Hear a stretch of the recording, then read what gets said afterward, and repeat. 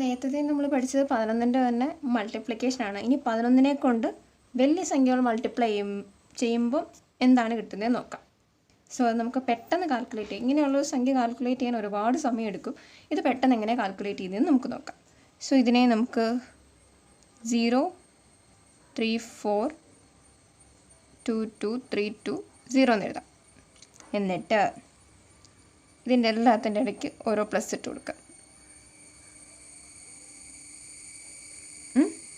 ഇനി എന്താണ് 0 + 2 എന്താണ്?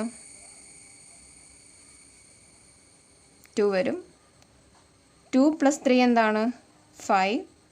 3 + 2 എന്താണ്? 5. 2 + 2 4. 4 + 2 6. 3 + 4 7.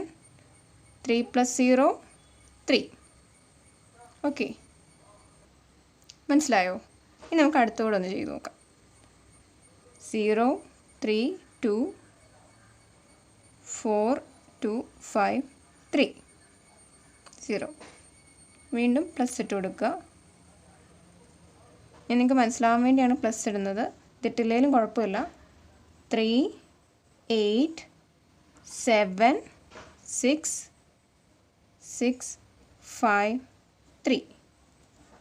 ഇതാണ് 11 ഈ സംഭവത്തിൻ്റെ ആൻസർ വരുന്നത്. ഓക്കെ, അതായത് 3,24,253 ഇൻറ്റു 11 എന്ന് പറയുന്നത് 35,66,783 ആൻസർ വരുന്നത്. ഇത് ഇൻറ്റു 11 നമുക്ക് കാൽക്കുലേറ്റ് ചെയ്യാം. ഇതെത്രയാണ്? 26,25,431 ഇൻറ്റു 11. നേരത്തെ ചെയ്ത പോലെ തന്നെ 0 2 6 2 5 4 3 1 0. ഓക്കെ, വീണ്ടും പ്ലസ് ഇട്ട് കൊടുക്കുക. ഓക്കെ, അപ്പോൾ എന്ത് വരും? 1 4 7 9 7 8 8 2. ഓക്കെ, അടുത്ത നമുക്ക് ഇങ്ങനെ ഒന്നും എഴുതാതെ ഒന്ന് കാൽക്കുലേറ്റ് ചെയ്ത് നോക്കിയാലോ? എന്ത് കിട്ടും? 5 7 5 7 6 5 8 5. ഇതാണ് ആൻസർ വരുന്നത്. ഓക്കെ, ഇനി വീണ്ടും നമുക്കൊന്നുകൂടെ ഒന്ന് ചെയ്ത് നോക്കാം. 3. ഇതിൻ്റെ ആൻസർ എങ്ങനെ വരും? 3 4 6 9 7 7 6 2. ഓക്കെ, ഇതിൻ്റെ ആൻസർ എങ്ങനെ വരും?